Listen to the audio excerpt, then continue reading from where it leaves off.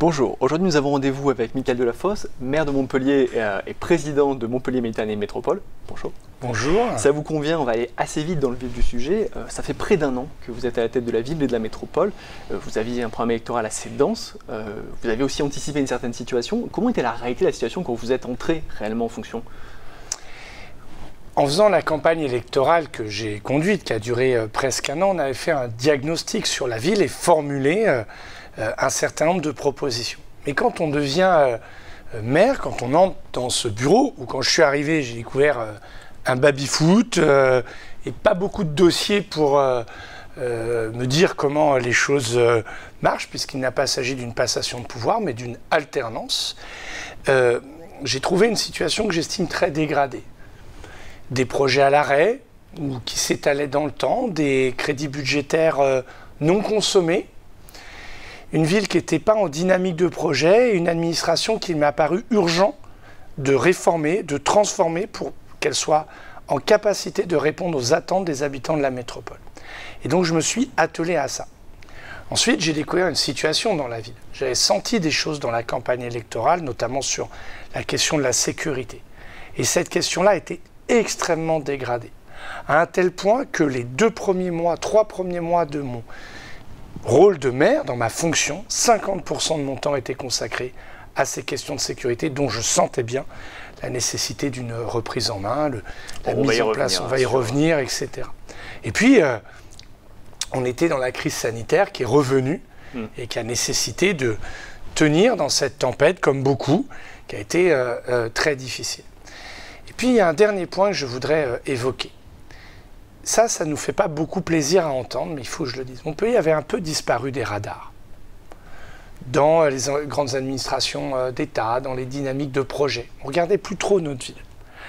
Et donc, moi, je me suis aussi beaucoup attelé à aller régulièrement à Paris, rencontrer les ministres, rencontrer des acteurs culturels, acteurs économiques, pour essayer de les remobiliser pour dire Montpellier.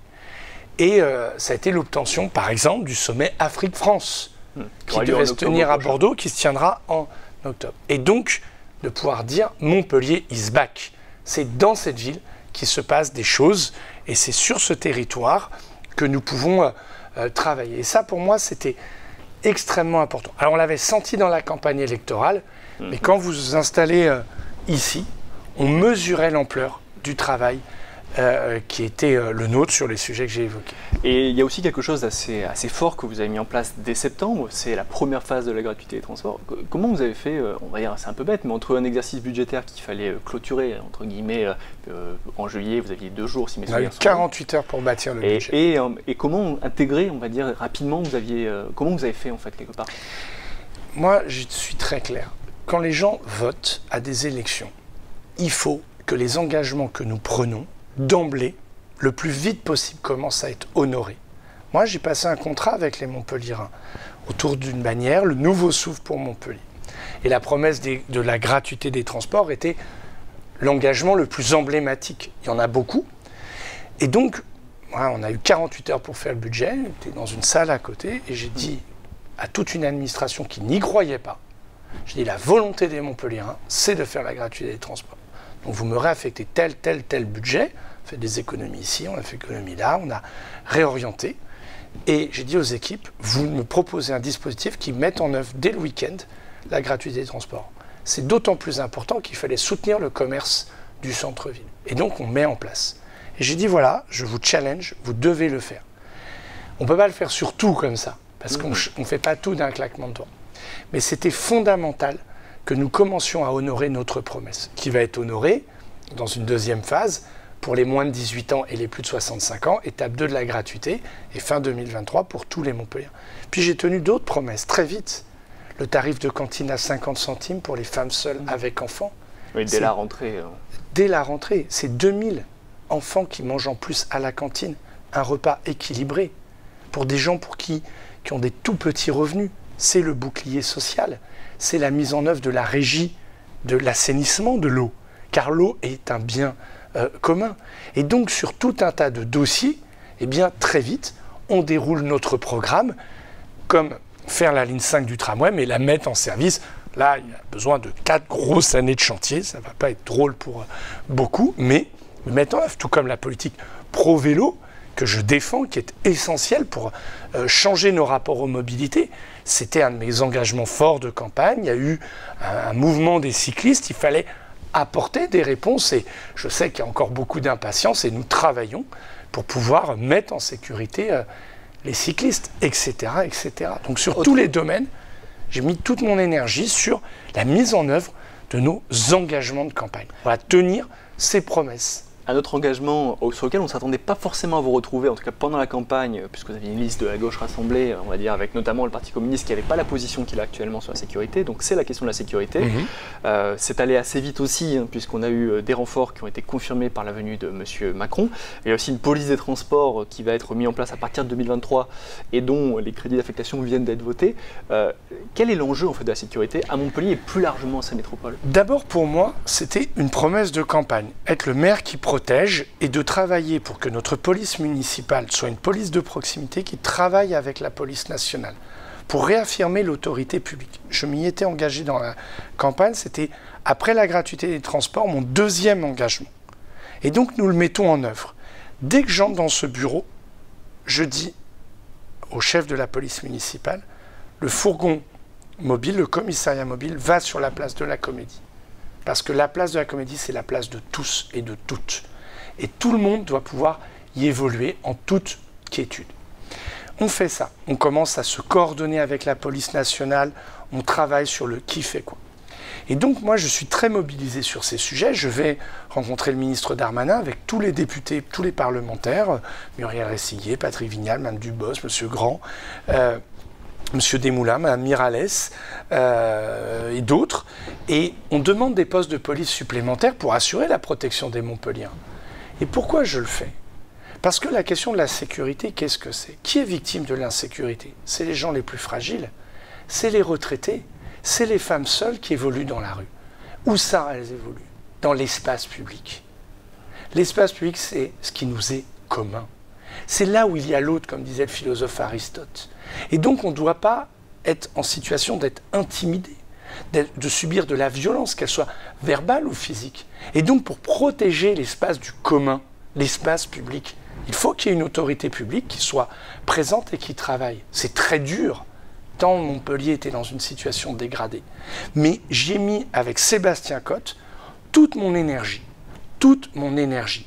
Et là où un point de deal s'installait au point d'en devenir un supermarché où les habitants étaient terrorisés chez eux, et parce qu'ils n'ont pas d'assurance pour les protéger, parce qu'ils n'ont pas les moyens d'être derrière des belles grilles, de belles demeures, ils sont dans le logement social. Eh bien, police municipale, police nationale, on est allé démanteler. Et le président de la République lui-même est venu voir cet endroit-là et a dit, Montpellier, le maire a raison, on va mettre des moyens supplémentaires. On va mettre quoi? Des fonctionnaires, des humains, de l'humain, pour pouvoir mieux protéger la population. Tout comme quand on crée la police métropolitaine des transports. C'est mon engagement de campagne. Réévaluer à la hausse. J'avais promis 30, on fera 42. Pour mieux travailler, pour être présent 7 jours sur 7, le dimanche y compris. Et pourquoi on travaille sur ça? Moi, je vois le débat sur la sécurité dans notre pays. C'est ce à quoi j'allais venir. Surtout que vous êtes un référent pour la plateforme Idées communes, qui est une plateforme présidentielle, du coup montée notamment par votre parti, le Parti socialiste. Par Anne Hidalgo, qui crée une police municipale actuellement à Paris. Et d'ailleurs, je coordonne, je discute avec tous les maires qui s'intéressent sur ces questions de sécurité. Mon prédécesseur disait, c'est pas moi, c'est l'État. Ah ben super. Et puis il y a une autre force. L'extrême droite. Que fait-elle, l'extrême droite? Elle prend un fait divers, elle prend la détresse d'une victime et elle l'instrumentalise. Mais quand on est un élu sérieux, quand on est un élu responsable, on essaye d'apporter des réponses.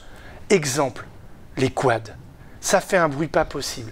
Ça empêche les gens qui vont au travail de dormir. Ça, c'est dangereux pour les utilisateurs, c'est dangereux pour les piétons. Les quads, personne s'en occupait. La police nationale, elle est mobilisée sur les affaires de drogue, de banditisme. La police municipale, on dit, elle fait les sorties d'école.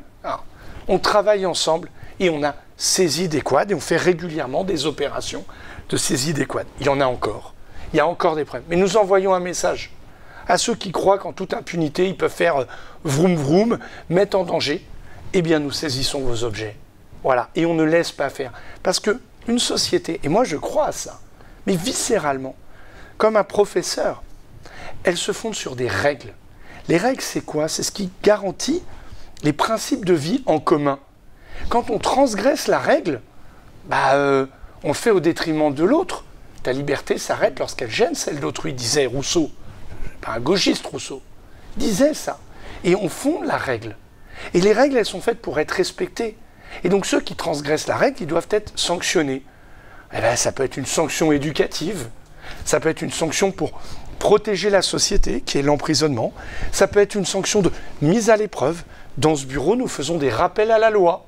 Et les gens sont invités et nous leur disons, quand ils ont commis un délit, ce que dit la loi, et s'ils récidivent, ce à quoi ils encourent. Je peux vous dire qu'il y a des gens qui réfléchissent. Et ça, c'est... Je pense que la gauche, c'est la règle. Qu'est-ce qu'elle fait, la gauche, depuis, en tout cas la mienne, depuis le début du XXe siècle? Elle vote des lois, elle fixe des règles pour définir un contrat social.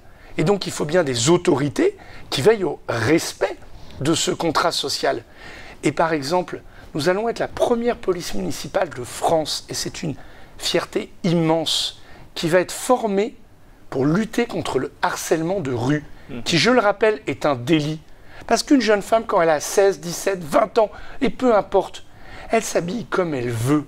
Et elle n'a pas à être mise en cause par des mots vulgaires, des comportements inappropriés, parce qu'elle est une femme. Et ça, eh bien, il faut une autorité qui puisse travailler là-dessus. Comme l'homophobie. Tout comme quand des dealers empêchent des gens de marcher sur un trottoir et les intimident, comme c'est le cas dans certains endroits, l'autorité publique doit s'affirmer. C'est dur tout ça. Je veux le dire à ceux qui nous regardent. Je ne réglerai pas tous les problèmes. Mais ma détermination, celle de l'équipe municipale, oui, de gauche, sur ces sujets, elle est totale. C'est pour ça que nous mettons des moyens humains. Les policiers nationaux qui arrivent, la brigade des transports, demain, la brigade du logement social. Nous allons avoir 7 camions mobiles pour créer ma promesse de police de proximité. Nous allons travailler sur la médiation pénale. Nous allons travailler sur la médiation sociale.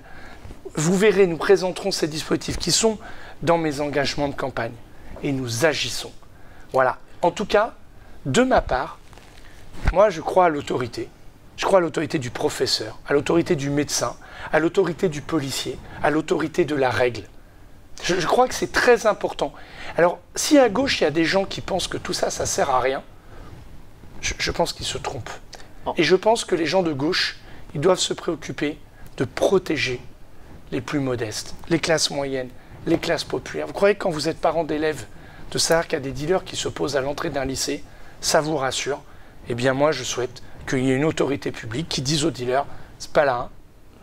Et en parlant de politique, on a une gauche du coup qui reprend, on va dire, les valeurs de sécurité qui étaient par le passé un petit peu moins mises en avant. On a aussi eu une vague de nouveaux maires dans le département.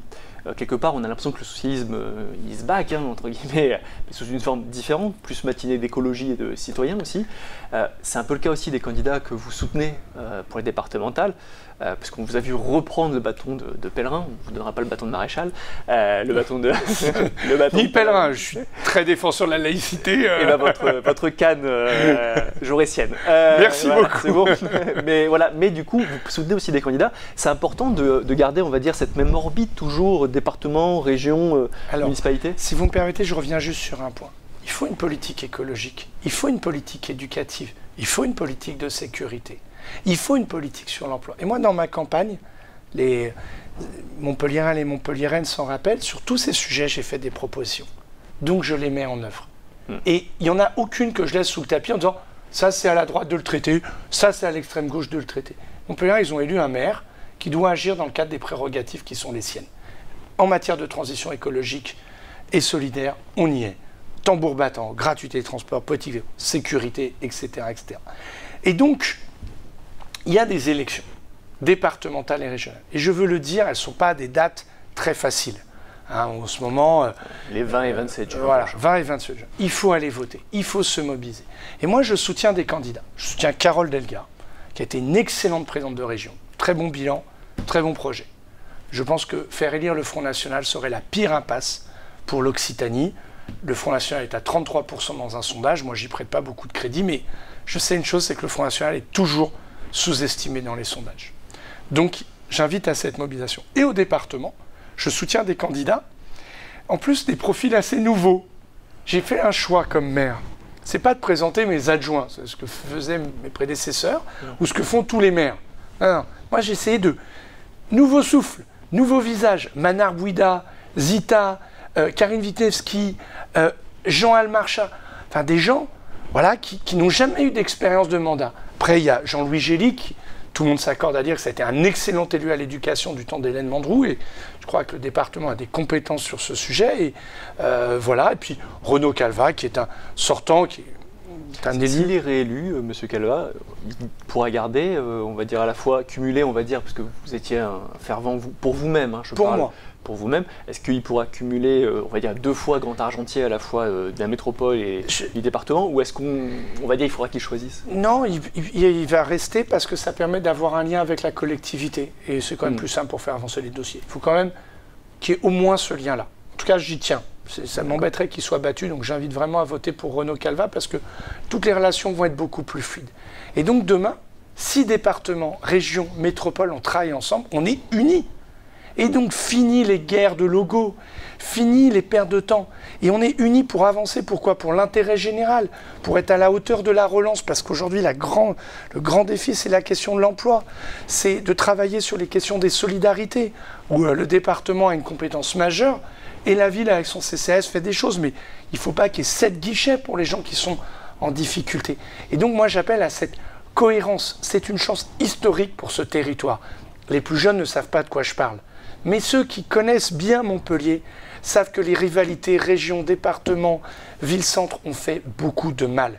Et bien là, pour la première fois, on peut avoir des gens qui vont être autour de la table et qui vont bien travailler ensemble. Et donc, être plus utiles.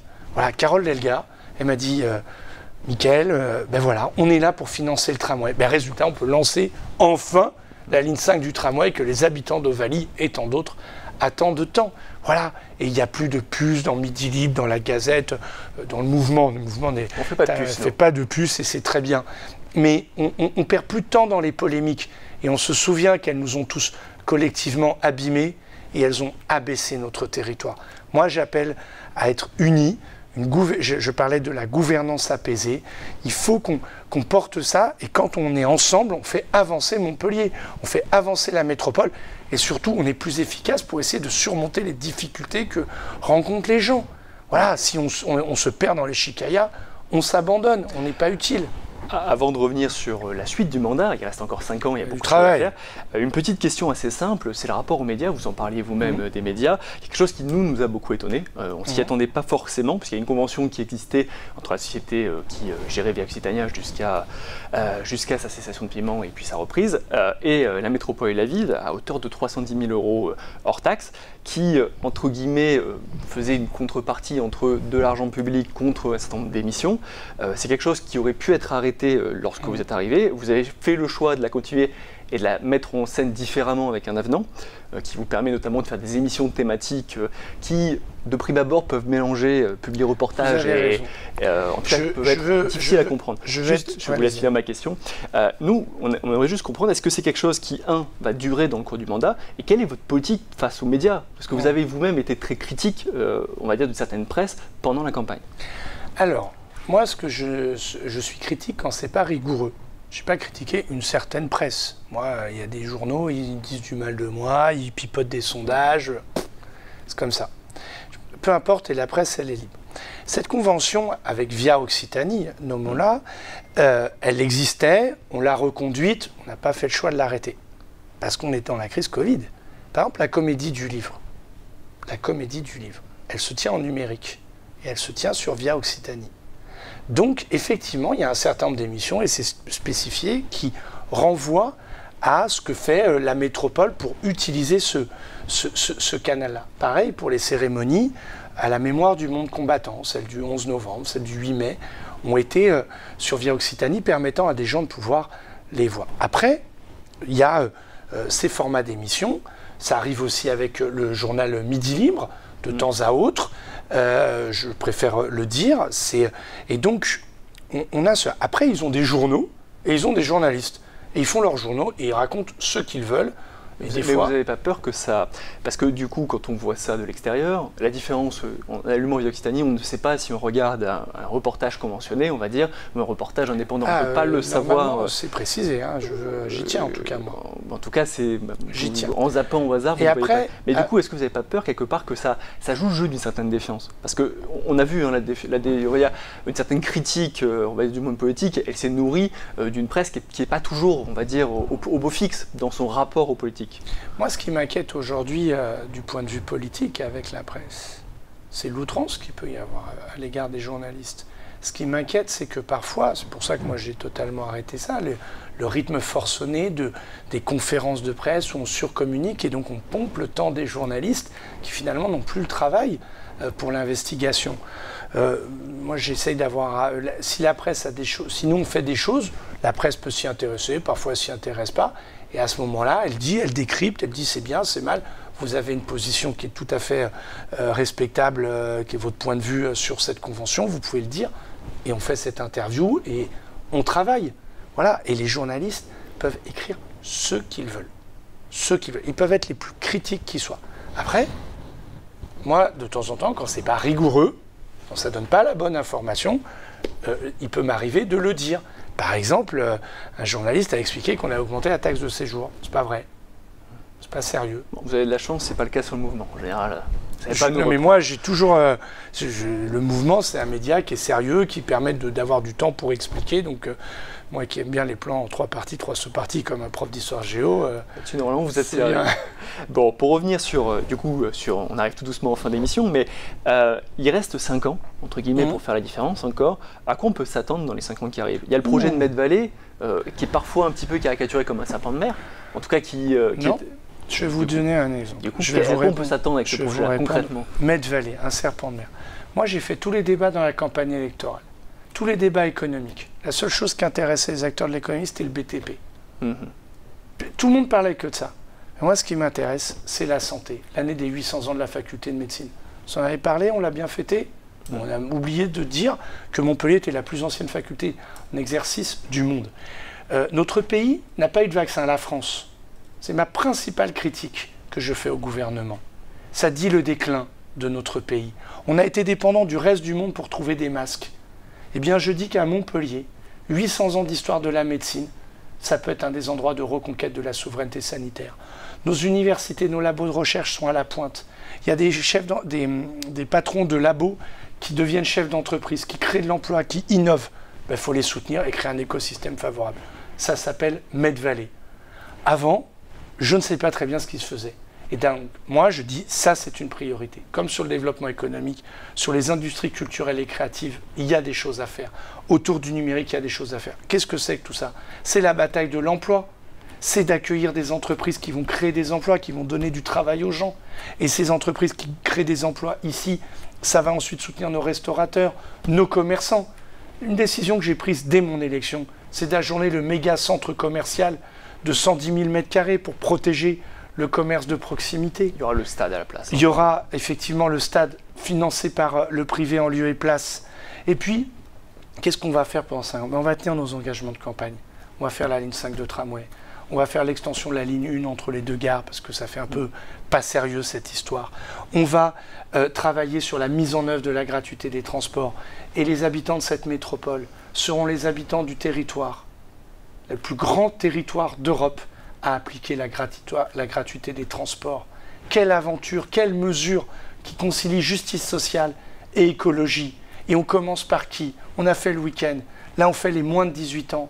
La génération gratuité.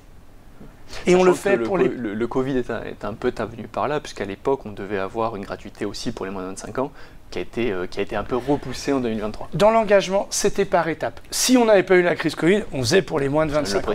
Mais là, moi, je suis aussi rigoureux de l'argent public. Il s'agit de vos impôts, des impôts des gens qui nous regardent. Et l'argent, ça ne pousse pas. Il y a des gens qui disent « ouais, faire ci, faire ça ». Non, ici, on fait des choix. Et on tient nos promesses.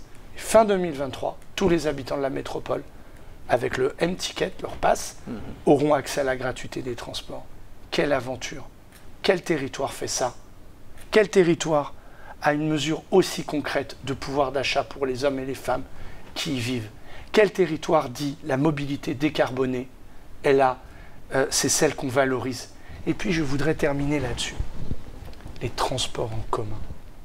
En commun. Les transports où on est ensemble, où on se fait un petit sourire, on se regarde, on s'entraîne, où les jeunes peuvent aller voyager ensemble. Et là, on va le faire pour les plus de 65 ans. Les plus de 65 ans qui ont vécu une année épouvantable, où ils ont vu leurs petits-enfants à Noël en Zoom, où on s'est tenu à la distance des gens qu'on aimait à cause de cette pandémie. Eh bien moi, en faisant cette mesure avec toute l'équipe municipale, eh bien on dit aux gens qui ont plus de 65 ans, la métropole est à vous. Prenez les transports, baladez-vous, allez au lac du Cresse, allez dans le centre-ville de Montpellier, promenez-vous entre copains, entre copines, en groupe, allez au musée Fab, vivez votre ville. Et parce qu'à un moment donné, quel discours on doit avoir? Il faut retrouver des discours d'espérance, des discours où on a envie d'être ensemble dans cette société où on va jusqu'à gifler le président de la République, où on relativise des actes infâmes qu'ont été les attentats épouvantables que la ville de Toulouse a pu connaître, où le débat politique s'est s'invectiver en permanence. Je crois qu'aujourd'hui on a besoin de se rassembler, on a besoin de s'apaiser, on a besoin de se retrouver sur la place de la Comédie que nous allons végétaliser, dans les transports en commun qui seront en libre accès, et on a besoin de donner un horizon meilleur de nous-mêmes et de notre ville. Pour qui? Pour ceux qui ne votent pas, les jeunes, les enfants. Moi, je suis le maire qui veut une ville à hauteur d'enfant. Je travaille. Ma seule boussole, c'est quand le petit Milan qui est venu dans ce bureau, les enfants des classes qui viennent ici. C'est avec eux que j'ai beaucoup de plaisir à parler. Et je vois, ils ont plein d'idées. Et nous, on doit essayer de leur préparer un futur désirable. Voilà, loin des caprices, des égoïsmes des grands. Voilà, une ville bienveillante, à hauteur d'enfant, qui regarde l'avenir. Et où, dans la démocratie, quand les gens votent, eh bien, ceux qui ont l'immense honneur de les représenter, eh bien, ils sont à la hauteur de cette confiance en tenant les engagements. Et des fois, on varie un peu, ben on explique. Et moi, je crois que quand on parle à l'intelligence des gens, ben l'intelligence répond.